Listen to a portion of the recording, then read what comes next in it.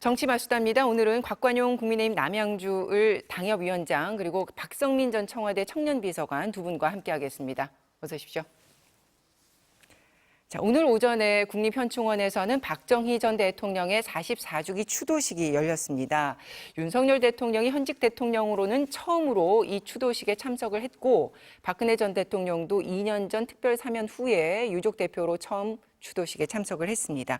윤 대통령이 당선인 신분으로 박 전 대통령과 대구 사저에서 만난 이후에 1년 반 만에 다시 만나게 된 건데요. 현장의 모습 잠시 보시고 말씀 나누겠습니다.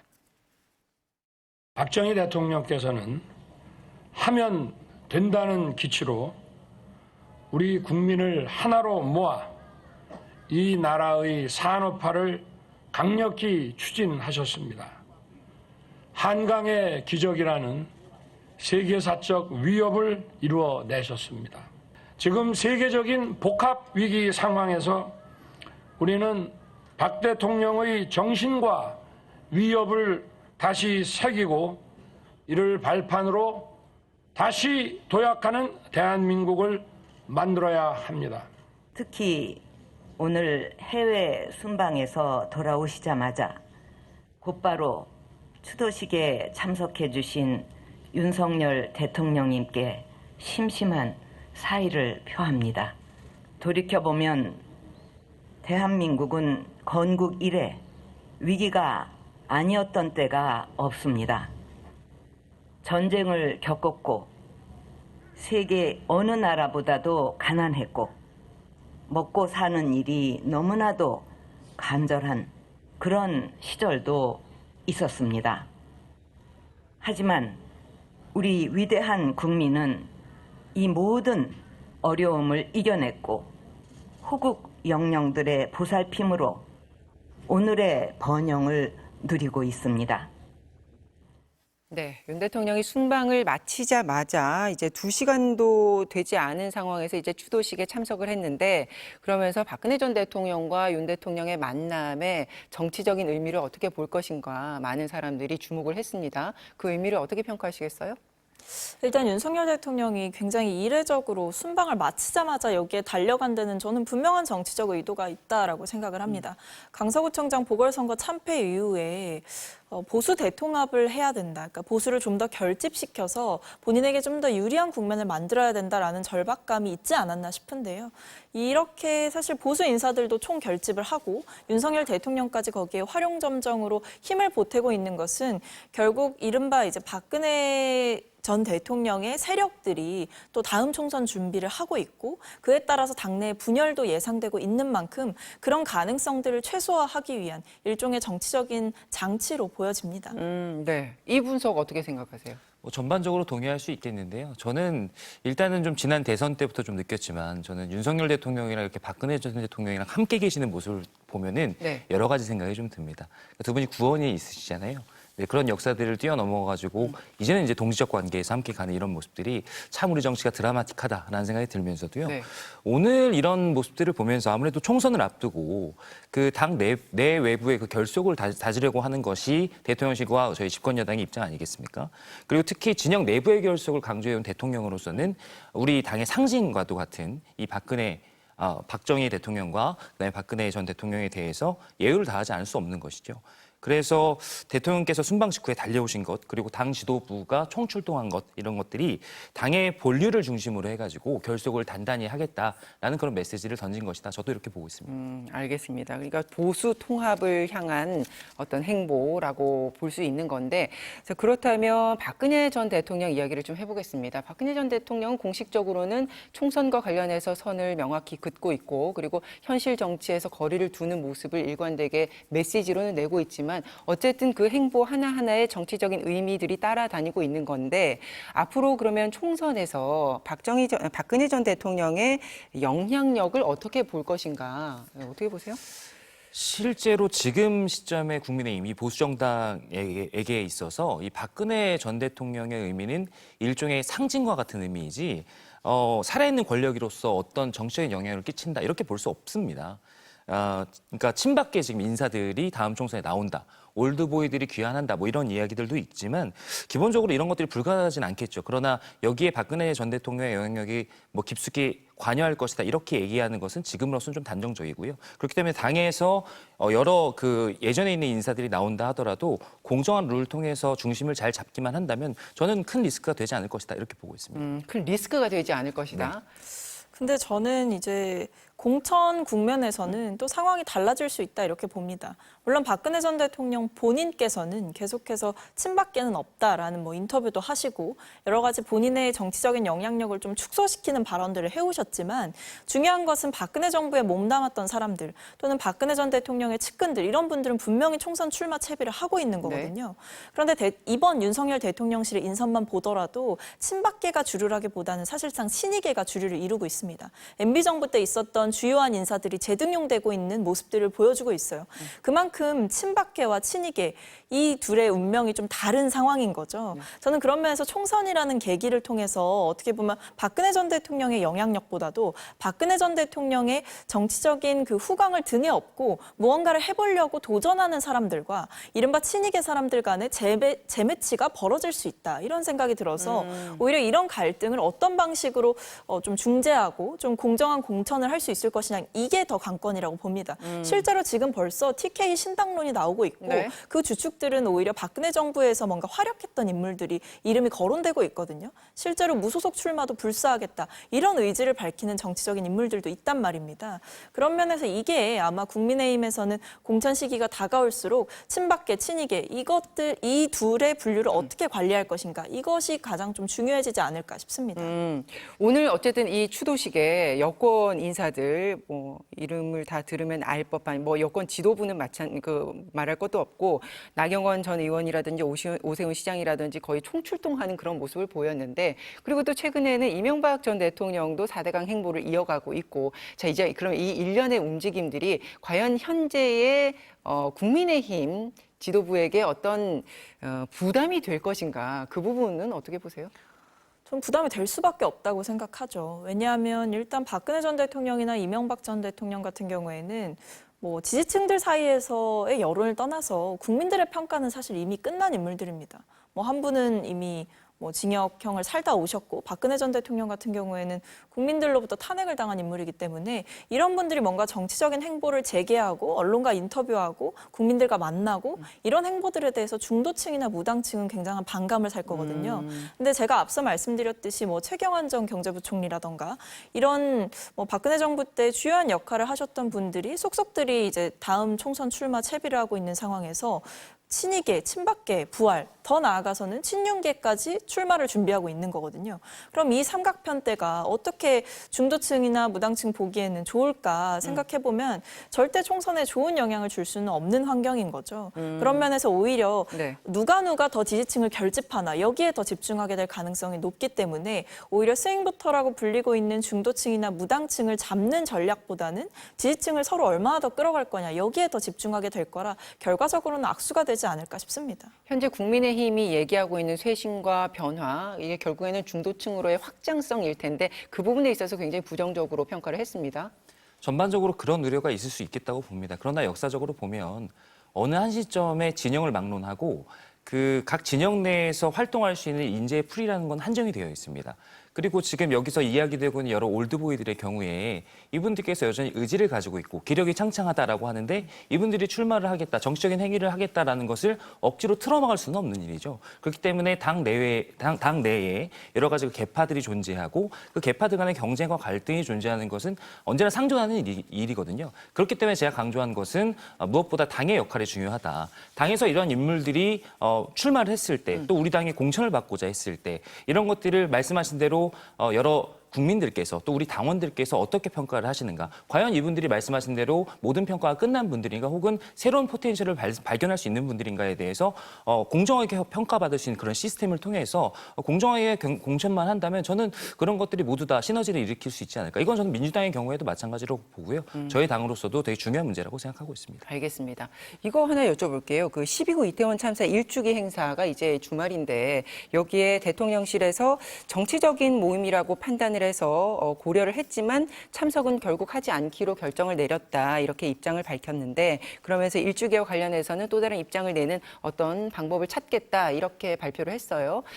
사실 이제 오늘 이 행사는 순방을 끝내자마자 너무 짧은 시간인데도 참석을 해서 이 부분에 대해서 이제 정치적인 의미에 대해서 우리가 평가를 했는데 이 부분은 참석하지 않겠다고 밝힌 것 이거는 뭐 보수를 떠나서 전체 국민 통합이라는 부분에 있어서 좀 아쉽다는 평가가 나올 법한데 어떻게 보십니까? 저는 좀 후안무치하다 이런 생각이 드는데요. 그러니까 앞서서 여러 가지 뭐 언론 인터뷰를 하거나 할 때마다 대통령께서 이 일주기 행사에 참석할 것이냐 이 부분에 대해서 또 언론에서 많이 조명을 했습니다. 근데 저는 당연히 가야 된다라고 말씀을 드렸어요. 왜냐하면 이태원 참사가 있고 나서 정말 냉정하게 봤을 때 뭐 이상민 행안부 장관 아직도 자리 보존하고 있습니다. 용산구청장 이번에 보석으로 풀려나가지고 지금 직무 계속 이어가고 있습니다.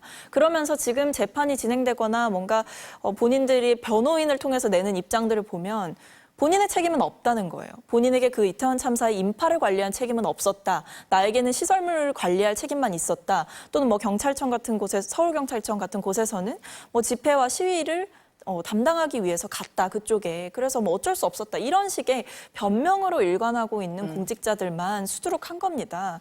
그런 점에서 이런 분들에 대해서 어떠한 정치적인 인사 조치도 하지 않은 대통령께서는 과연 유가족들 앞에 정말 이렇게 사죄하고 반성할 만한 그런 마음이 일말도 없는 것이냐 저는 이런 생각이 드는데요. 정치적인 모임이라서 안 가는 판단을 할 것이 아니라 이 이태원 참사는 국민들의 아픔이고 국민들의 상처이자 대한민국 정부가 제대로 된 역할을 하지 못했다는 그 책임에 대해서 좀 느끼셔야 되는 일이거든요. 근데 여기서까지도 뭔가 정치적인 잣대를 거론하거나 본인의 이해관계 그러니까 본인이 좀 불리해질 수 있는 상황이다 보니까 오히려 자리를 피해버리시는 것은 아닌가 이런 생각이 들어서 방금 앵커께서 해주시는 그 대통령실의 입장을 들으면서 참 답답하고 좀 애통한 마음이 많이 듭니다. 알겠습니다. 국민의힘 지도부라도 가야 되는 걸까요? 아마 지금 상황에서 그러긴 어려울 것 같은데요. 저도 이 지점에 대해서는 좀 아쉽게 생각하고 있습니다. 물론 대한민국 정부의 입장에서 그동안 구멍난 어떤 시스템을 메우고 그다음에 컨트롤 타워를 재정비하고 이런 일들을 차분하게 추진하는 일은 물론 중요합니다. 그러나 이것들은 국민들 앞에 우리 그 정부가 우리 국민들을 어떻게 생각하는가, 우리 국민의 생명과 안전을 어떻게 생각하는가에 대해서 보여주는 그런 메시지일 수 있거든요. 그런데 이러한 행사 자체를 준비하는 그런 준비 주체의 문제라든지 그다음에 그것에 담겨있는 정치적인 의미라든지 이런 것들을 고려해서 가겠다 가지 않겠다 이런 이야기들이 나오는 것 자체가 국민들 입장에서는 이러한 국민 전체의 어떤 인권과 국민에 대한 사랑 이런 것들에 관련된 이슈를 마치 정치적으로 바라보는 것 같다라는 비판을 받기에 충분하거든요. 네. 그렇기 때문에 이런 것들은 어떠한 조건들을 막론하고서라도 정부가 조금 더 적극적인 모습 그리고 친절한 모습을 보여야 한다는 점에 저도 동의하고 그리고 정부에서는 이 행사에 꼭 참여하지 않더라도 곧 이 이태원 참사 1주년에 맞춰서 여러 가지 다른 메시지를 내겠다고 했으니까 조금 더 국민께 낮게 다가가는 그런 어떤 여러 가지 액션들이 있기를 바라고 있습니다. 알겠습니다.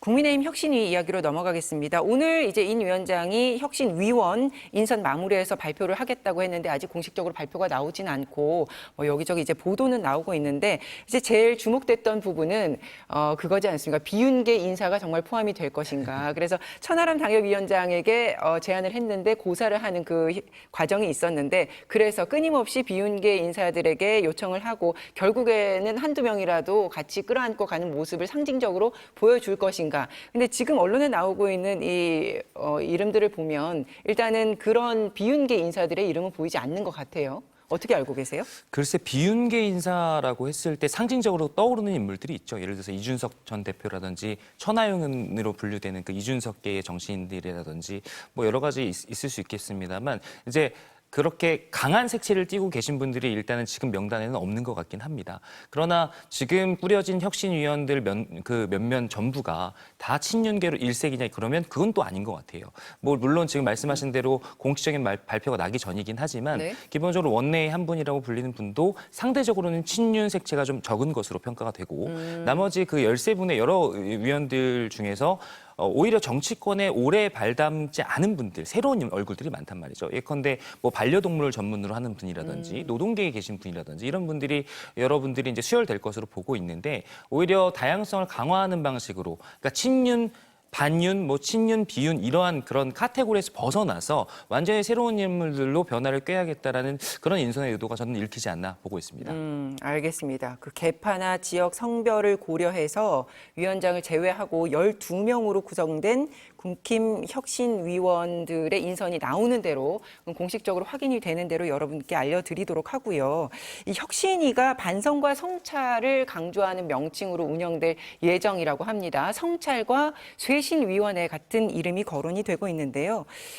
공천 룰에는 손을 대지 못하고 큰 방향성만 제시하는 쇄신안을 내놓지 않겠냐 이렇게들 다 관측하지 않습니까? 그래서 시작부터 무용론을 말하는 분들도 많은데 어떻게 보십니까? 그러니까 저는 그 김기현 체제 하에서 만들어진 혁신위가 갖는 근원적인 한계가 있다. 근본적 한계가 있다. 그것을 인요한 혁신위원회가 뛰어넘을 수 없을 거다 이렇게 봅니다. 김기현 체제가 유지된다라는 것은 곧 뭘 의미하냐면 당정 관계가 그대로 간다는 걸 의미합니다. 근데 지금 혁신위원회가 해야 될 건 어떻게 보면 새로운 정책 제안 이런 것들이 아니라요.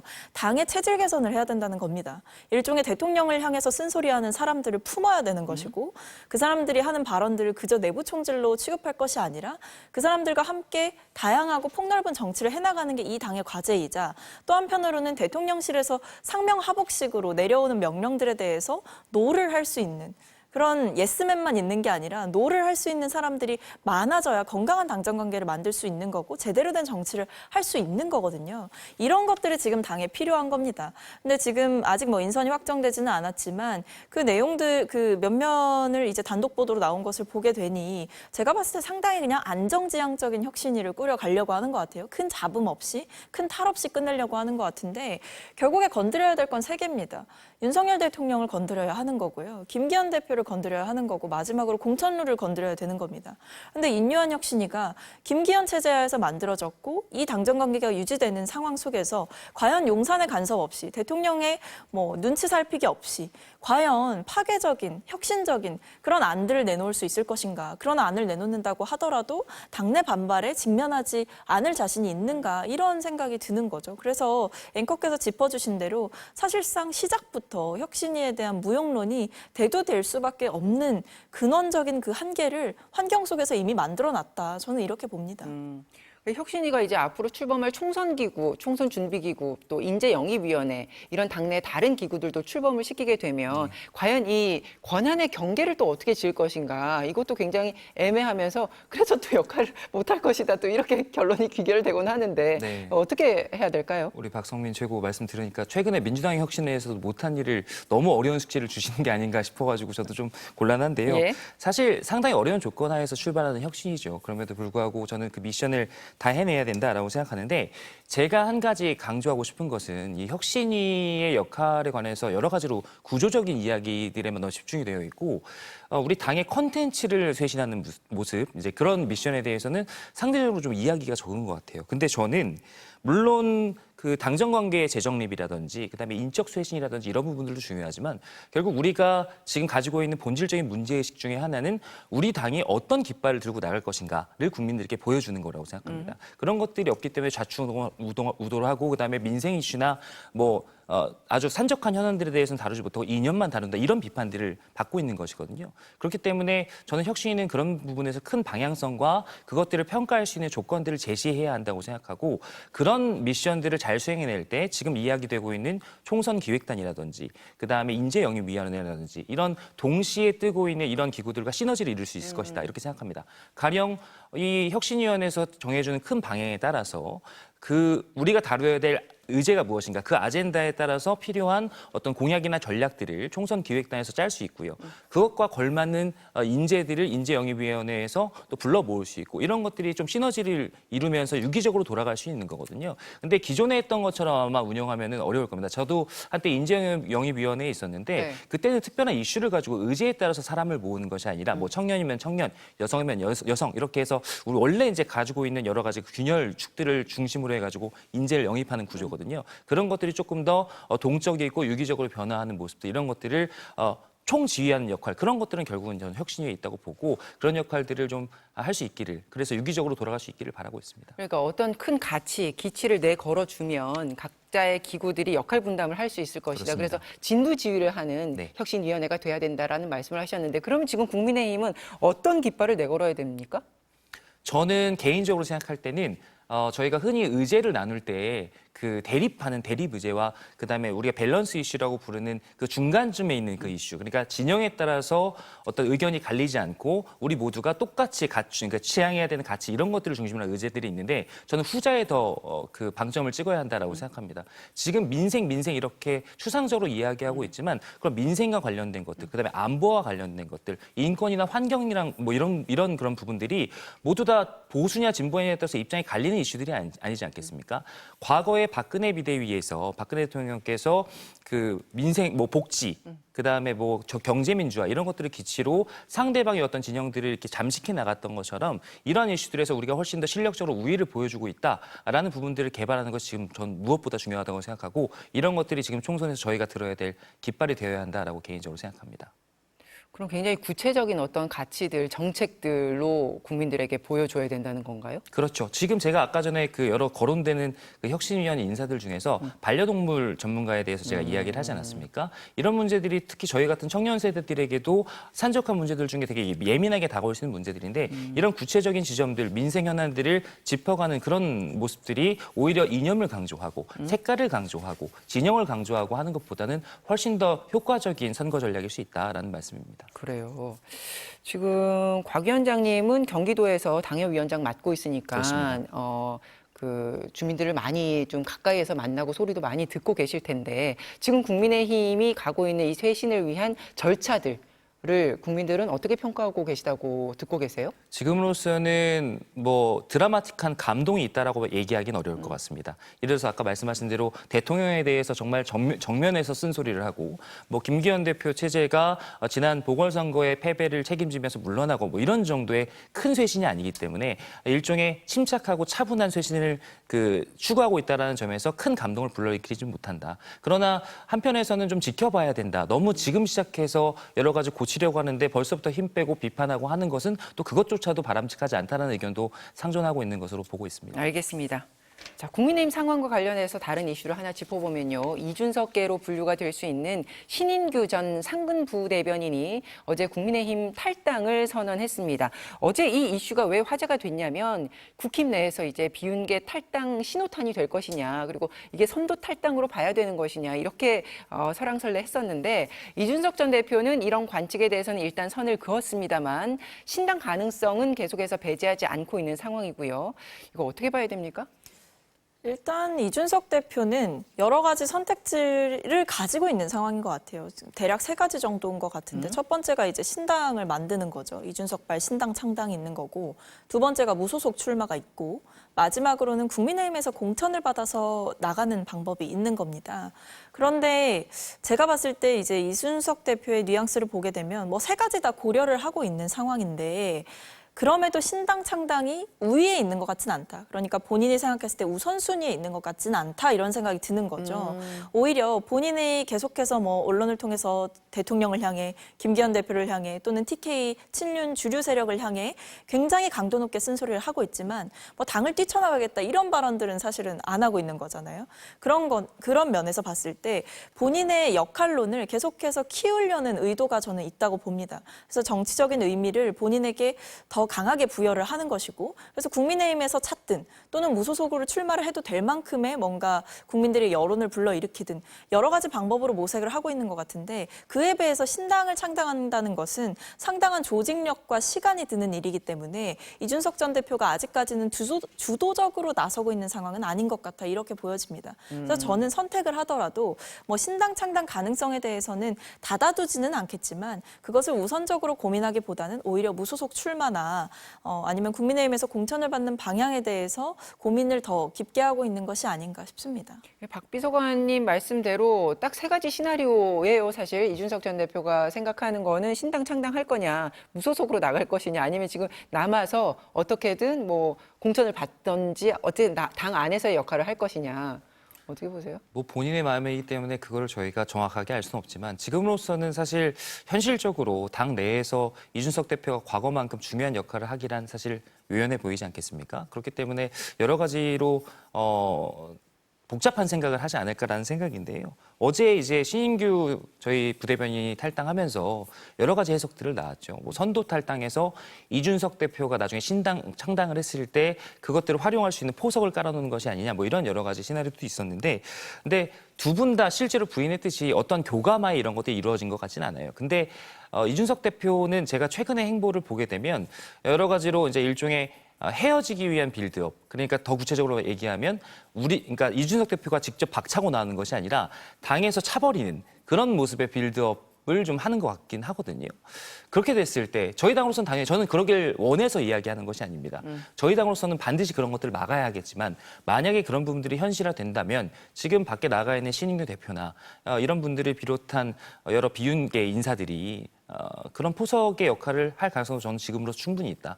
당으로서는 조금 더 넓은 품으로 포용할 필요가 있겠다고 저도 보고요. 네. 그리고 지금 혁신에 대해서도 계속 얘기가 나오고 있는데 아직 그 정확하게 미션을 제시하지 않은 상황에서 이 혁신위가 결국 다 안고 가야 한다라는 의견들로 당내에서 여러 가지로 지금 제기되고 있거든요. 그 향방을 보면서 이준석 대표도 좀 결정하지 않을까 생각합니다. 그래요. 그 이준석 전 대표는 헤어질 결심, 그러니까 국민의힘과 헤어질 결심하지 않았다라고 공개적으로 얘기를 했는데 아까 이제 말씀 들어보면 현실적으로 당 내에서 이준석 전 대표가 예전처럼 그렇게 역할을 하기는 어렵지 않겠냐. 이 얘기를 들었을 때 얼핏 이제 당에서는 떠나보낼 결심을 하고 있는 건가 어떻게 생각하세요? 그런 분들이 분명히 있는 것 같습니다. 떠내버릴 결심 자체가 아니라 실제로 이렇게 막 밀고 계신 분도 있는 것 같아요. 네. 근데 저는 전체적인 총선의 판을 생각할 때 전략적으로 이준석 대표를 비롯한 비윤계의 역할이 중요하다라는 생각을 가지고 있고 개인적으로도 이준석 대표가 가지고 있는 여러 가지 장기적인 포텐셜이 어마어마하다라고 생각하기 때문에 조금 더 넓은 품으로 우리 당이 좀 안아야 되지 않나라는 생각을 가지고는 있습니다. 근데 윤석 대표가 워낙에 지금 쌓인 게 많거든요. 이런 부분들을 어떻게 감정적으로 풀어낼 것인지. 어쨌든 정치도 사람이 하는 일 네. 아니겠습니까? 그런 것들을 풀어내는 문제가 오히려 정치공학적인 문제보다도 더 어렵지 않을까라는 생각입니다. 이준석 대표는 시종일관 대통령의 국정기조가 변화하는 것을 우리가 실제로 느낄 수 있는 실천으로 이어져야 된다. 이거를 약간 선결 조건처럼 얘기를 하고 있어서 이거 당 차원에서 할 수 있는 범위를 넘어서 있지 않냐 이렇게도 보여요. 그러니까 이준석 대표가 점점 더 이제 정치적인 그 역할론이 커질수록 그런 발언 하나하나가 결국엔 당의 부담이 되고 대통령실의 부담이 될 거거든요. 그래서 이준석 대표가 아마 의도하는 것은 결국에 이슈 주도권을 놓지 않으려는 그 의도가 있는 것 같습니다. 실제로 뭐 창당에 대해서 또는 뭐 신당에 대해서 아니면은 뭐 국민의힘 출마에 대해서 여러 가지 가능성을 다 열어두고 있는 건 결국 본인의 말에 계속 집중하게 만드는 효과를 끌고 가려는 거거든요. 지금 굉장히 좀 집중돼 있지 않습니까? 관심이. 네. 계속해서 여론은 궁금해하고 결국 이준석계를 포용하느냐 마느냐가 국민의힘에도 굉장히 중요해질 텐데 그 주도권을 제가 봤을 때 총선이 끝날 때까지 놓지 않으려고 하는 의도가 담겨 있다 이렇게 봅니다. 그래서 아마 대통령실에서 굉장히 골치가 아플 거예요. 결국에 이준석 대표가 지금은 뭐 본인의 거취에 대해서 얘기를 하더라도 점점 더 가면 갈수록 대통령을 비롯한 친윤 주류 세력들에 대한 여러 가지 공격의 수위는 점점 더 세질 거거든요. 근데 그 말을 듣고도 만약에 대통령이 요지부동한다라고 한다면 뭐 이준석 대표의 팬덤을 포함해서 여러 중도층이나 무당층이 보더라도 저 정도로 쓴소리를 하는데 대통령이 뭔가 움직이지 않는다? 굉장히 독불장군 같은 대통령의 이미지가 더 강화될 수 있는 부정적 효과가 있는 겁니다. 그런 면에서 아마 대통령실도 난감할 겁니다. 어떻게 처리를 해야 될지. 네. 한 가지만 좀 첨언을 하고 싶은데요. 그러니까 이게 조금 딜레마적인 상황이에요. 이준석 대표 이게 어떤 사람들이 싸웠다가 화해를 하거나 뭐 이런 경우에는 선이 있는 거 아니겠습니까? 근데 이준석 대표로서는 지금 그 선을 넘나들어야 되는 상황이에요.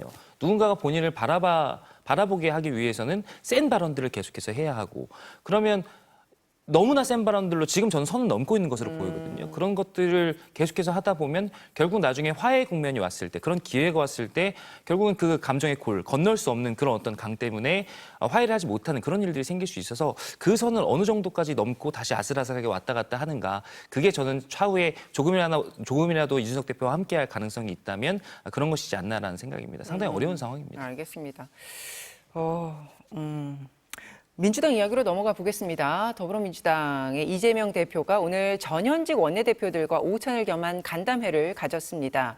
이 자리에는 비명계 의원들도 이제 포함이 됐고 홍영표, 박광원 이렇게 비명계로 분류되는 원내대표도 참석을 했는데 내년 총선 전략뿐만 아니라 이제 통합의 의지를 다지는 자리다 이렇게 평가는 되는데요. 어떻게 보세요? 그렇죠. 사실 이렇게 전현직 원내대표를 불러가지고 밥을 먹으면서 이야기를 한다라는 거는 결국에 그동안에 당 운영을 해왔던 이제 본인의 방식에 대해서 여러 가지 고견을 좀 듣기를 원하는 것 같고 또 한편으로는 제가 봤을 때 이 원내대표, 전형직 원내대표들의 구성을 보게 되면 친명계만 있는 게 아니거든요. 일종의 체포동의안 표결 과정에서 좀 잡음을 빚었던 그런 인사들도 포함이 되어 있고 홍영표 전 원내대표 이런 분들도 다 포함이 되어 있기 때문에 사실상 일각에서 보고 있는 것처럼 감정의 골이 깊어진 사람들까지도 다 이렇게 초청을 해서 뭔가 통합의 모습을 보여준다. 그리고 당 업무에 이제 본격적으로 복귀하기 시작했다. 이런 이재명 대표의 대표로서의 모습을 좀 보여주는 자리가 되지 않을까 싶고 이 자리에서 나왔던 발언들을 제가 보니까 결국에는 이재명 대표께서 오늘도 또 통합을 강조를 하셨더라고요. 네. 분열은 필패의 길이다라고 이제 말씀을 하시면서 결국 우리 당이 전부 다 통합이 되어야 된다. 그리고 그 자리를 통해서 어떻게 보면 통합에 대한 본인의 진정성을 보여주고자 하는 의도가 있어 보입니다. 네. 대표는 연일 통합에 대한 메시지를 내고 있고요. 그럼에도 이제 비명계 의원들의 우려는 여전한 것 같은데 조홍천 의원은 비명계 의원들이 도마 위에 놓인 생선 신세다라고 말하기도 했고 김종민 의원은 민주당의 최대 리스크가 공천권 전횡이다. 이렇게 얘기를 하고 있습니다. 어떻게 보십니까? 그렇습니다. 저희 당도 지금 통합이 어려운 것처럼 민주당의 상황도 전 녹록지 않다라고 생각합니다.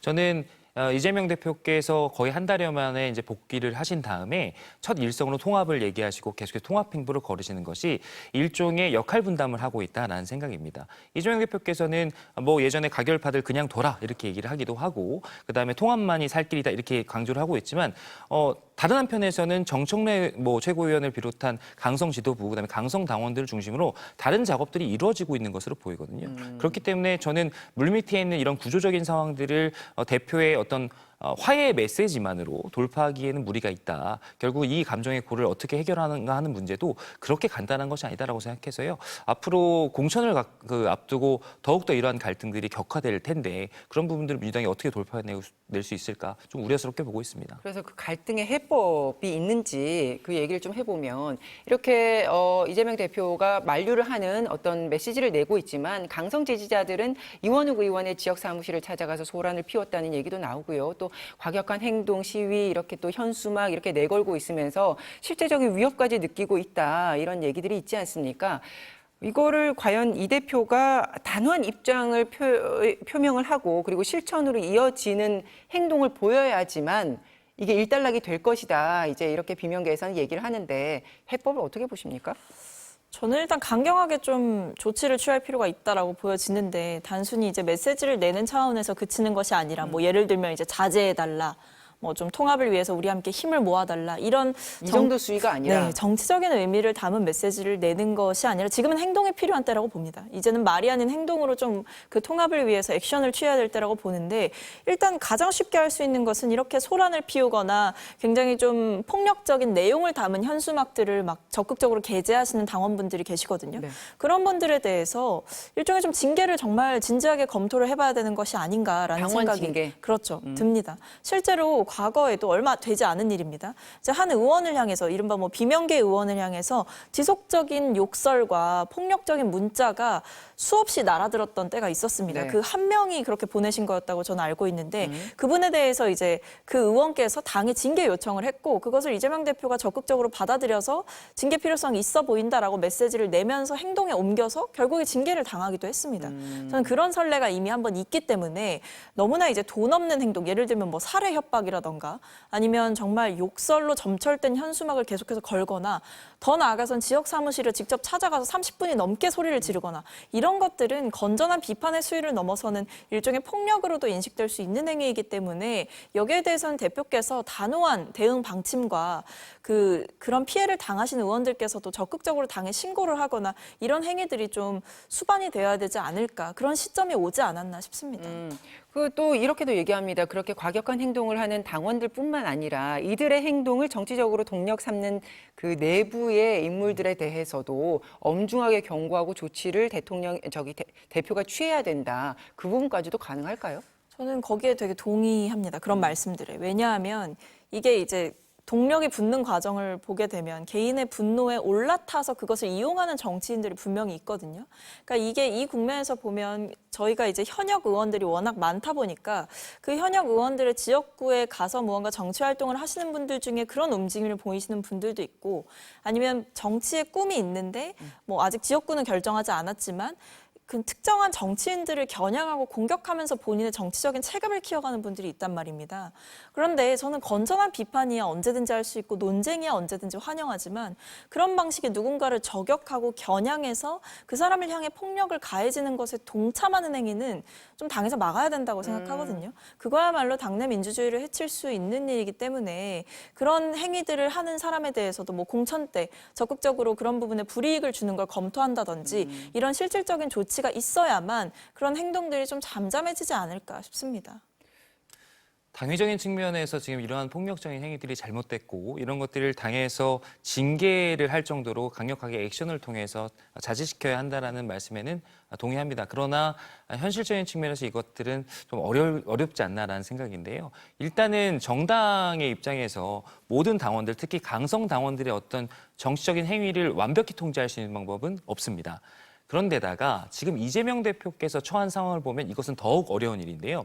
제가 핵심적으로 보고 있는 것은 이재명 대표가 가지고 있는 여러 가지 리스크가 아직 끝나지 않았다는 겁니다.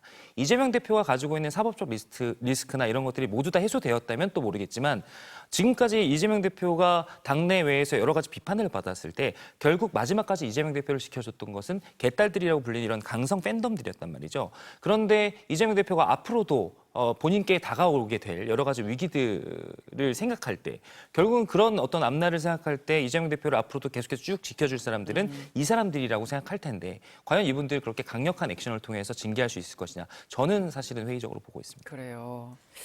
알겠습니다. 그 이재명 대표가 민주당이 역제안한 그 여야정 만남 대통령까지 함께 만나자라고 한 그 제안, 과연 그 회동이 이루어질 수 있을까? 거의 불가능하다라고들 관측을 하고 있는 상황에서 이진복 대통령실 정무수석이 상황을 지켜봐야 될 것 같다. 이렇게 이제 애둘러서 얘기를 하면서 사실상 이건 입장 표명을 한 것이다. 이렇게 해석이 되고 있지 않습니까? 이게 어떻게 보세요? 저는 이렇게 얘기하는 게 조금 비겁한 처사다 생각을 합니다. 아니면 아니다, 맞으면 맞다라고 분명하게 얘기를 해야 되는 것이지 이재명 대표는 싫지만 원내대표는 만나겠다. 이거야말로 약간 일종의 갈라치기 전략이 아닌가 싶습니다. 대통령실에서 그렇다면 왜 굳이 당대표와의 만남은 거부하고 원내대표와의 만남은 항상 가능하다라고 이야기를 하는 것인지 그 정치적인 의도가 좀 국민들 보기에는 그렇게 납득되지 않는 이유일 것이다 이런 생각이 들고 특히 지금 같은 정기국회 국면에서 그리고 앞으로 이제 대통령께서 국정을 운영함에 있어서 야당의 협조는 분명히 받아야 되는 일이거든요. 근데 여기에 대해서 대통령이 적극적인 액션을 취하지 않으면서 내놓는 3대 개혁 과제 뭐 아니면 개혁 입법 과제 이런 것들을 대통령만의 의지로는 절대 이제 실천할 수가 없는 것인데 이런 현실적인 한계를 아시면서도 이재명 대표는 만나기 싫다라고 고집하는 것이 상당히 좀 궁색해 보인다 이런 생각이 들어서 정무수석도 이렇게만 말씀하실 것이 아니라 여야정 만남이 왜 싫은지에 대해서 먼저 입장을 밝히시는 것이 맞는 것이고 거기에 대해서 본인들이 타당한 이유를 설명할 수 없다고 한다면 이제는 별 수 없는 거죠. 만나야 되지 않겠습니까? 이 정도까지 안 만난 대통령이 있었나 이런 생각이 들 정도로 전 대통령께서 말뿐인 변화를 하시는 것이 아니라 진짜 행동이 뒤따르는 변화를 좀 보여주셨으면 좋겠습니다. 여당에서는 이렇게 말합니다. 이렇게 서로 당 대표끼리 먼저 만나자라고 할 때마다 꼭 대통령을 만나야 된다고 얘기하는 건 정치 공세지 않냐. 또 이렇게 얘기를 해요. 저는 개인적으로 이제는 좀 만났으면 좋겠다라는 생각이고요. 집권 여당으로서 먼저 손을 내밀었어야 했는데 그러지 못했다라는 비판에 대해서도 좀 받아들일 점이 있다고 생각합니다. 그러나 이번 이슈에 관련해서는 저는 사실은 이재명 대표께서 과연 진짜로 대통령 또는 뭐 김기현 대표 그리고 집권 여당에 대해서 만나서 대화할 진정성을 가지고 있나라는 생각은 들거든요. 애초에 먼저 김기현 대표께서 만나자고 제안을 했습니다. 거기에 대해서 가타부타 대답을 하지 않고 영수회담하자 혹은 3자 회담하자 이렇게 역제안을 한 거거든요. 저는 그런 것들이 사실은 진짜로 야당 대표의 카운터 파트너는 원론적으로 여당 대표일 텐데 이런 부분들을 패싱하는 것들. 근데 이런 것들이 또 암묵적으로 이루어지는 것도 아니고 직접적 메시지를 통해서 나와요. 뭐 바지 사장이랑 시간 낭비할 필요 없다. 뭐 이런 식의 모멸적인 표현을 써가면서 대표를 패싱하는 모습 보이는 것. 이것이 과연 상대방에 대한 존중인가라는 물음 던지고 싶고요. 그리고 여러 가지로 대화를 하는데 저희가 생각하기에 이건 이견이 있을 수 있겠습니다만 어쨌든 간에 여러 가지 절차나 상황들을 돌파하기 위한 단계들이 필요하다고 생각할 수 있거든요. 그렇기 때문에 여당 대표가 제시한 또는 여당이 제시한 여러 가지 단계적인 스텝들에 대해서 조금은 좀 존중할 필요도 있지 않나라는 생각이고요. 그렇게 됐을 때 실제로 우리가 이제 지금까지 오랫동안 하지 못했던 대화의 불꽃도 틀 수 있을 것이다라고 부탁드리고 싶습니다. 그럼 전망은 어떻게 하세요? 정말 이제 짧은 시간 안에 두 대표가 만나든지 아니면 정말 대통령까지 함께 만나든지 아니면 지금 또 거론이 되고 있는 원내대표까지 정말 확장해서 만나는 어떤 그런 구상이라든지 뭐 어떤 가능성이 있을 거라고 보세요? 사실 뭐 대통령실의 그 대응 기조가 제일 중요한 것 같아요. 결국에 대통령실에서 받아주냐 마냐가 핵심인데 저는 오히려 민주당에서 또 역제안을 한번 해볼 수 있다고 생각합니다. 저희가 3자 회동을 역제안한 것처럼 더 나아가서 원내대표 뭐 상임위원장 만나면 환영한다 또는 당대표끼리 먼저 만나라 이런 입장을 지금 대통령실 취하고 있다면 좋다. 당대표끼리 먼저 만날 테니까 대신 이것을 수락하는 전제 조건은 대통령과의 만남도 우리가 약속을 받아야겠다. 이런 식으로 우리가 그럼 여야 당대표 먼저 만나고 대통령 만나달라. 이런 식으로 저희는 이해했다. 그렇다고 한다면 대통령이 먼저 만남을 약속해 주시면 여야 대표끼리는 언제든지 대화할 수 있다. 이런 식으로 또 다른 역제안을 해볼 수 있다. 이런 생각이 들어서 저는 그런 식으로 계속 변화를 꾀하고 그 대통령실의 적극적인 답을 끌어내기 위한 민주당의 적극적인 태도가 굉장히 중요할 것 같습니다. 사실 이 만남의 이제 건강한 시각적 접근은 당연히 이제 대통령이건 여야건 다 이제 만나야 되는 건데, 근데 이제 정치적 계산을 하는 분들은 민주당 입장에서는 지금 이걸 계속해서 요구해서 민주당이 좋을 게 뭐가 있냐. 지금 결국에는 대통령이 나서서 이재명 대표를 만나는 어떤 그림이 나오는 것 자체가 윤석열 대통령에게 굉장히 플러스로 작용을 할 텐데 뭐 이런 얘기도 합니다. 민주당에게 좋을 건 없을 것 같고요. 다만 이재명 대표는 본인의 체급이나 자존심을 세우는 데는 좀 긍정적인 효과를 노리고 있지 않을까. 제가 아까 전에 말씀드린 대로 저는 과연 이 대화의 진정성이 있는가를 의심하고 있거든요. 지금 박성민 전 최고께서 말씀하신 것 같은 그런 전략들을 사용한다면 저는 반드시 만날 수 있다라고 생각합니다. 그러나 제가 봤을 때 이재명 대표의 머릿속에는 김기현 대표는 허수아비야. 나는 대통령급이야. 여전히 대선은 끝나지 않았어. 이런 식의 어떤 본인의 체급을 과시하고 싶은 그런 마음들, 그런 것들을 계속해서 국민들과 민주당의 강성당원들께 어필하고 싶은 그런 마음들이 저는 크다고 보기 때문에 실제로 그런 어떤 태도들을 계속해서 고수하게 된다면 이러한 대화의 물꼬가 터질 그런 가능성 자체는 사실 지금으로서는 좀 높지 않게 보고 있다라는 것이 현실적인 지금 시각이겠습니다. 알겠습니다. 시간이 다 됐는데 혹시 짧게 반론하시겠어요? 저는 이런 그 여야 대표와의 만남을 대통령이 피하시는 거는 결국 대통령만 손해다 이렇게 생각합니다. 대통령이 강서구청장 보궐선거 참패하고 제일 먼저 강조한 게 소통입니다. 근데 거기에 왜 이재명만 빼고 소통 이것이 되는 것인지 저는 그게 납득이 되지 않아서 이제 더 이상 대통령이 이재명 대표와의 만남을 피할 구실은 없어졌다. 정말 변화하고 싶으시다면 만나는 모습으로 국민들께 답해라 이렇게 말씀드리고 싶습니다. 네, 알겠습니다. 정치바수다 오늘 두 분과는 여기서 인사 나누죠. 고맙습니다.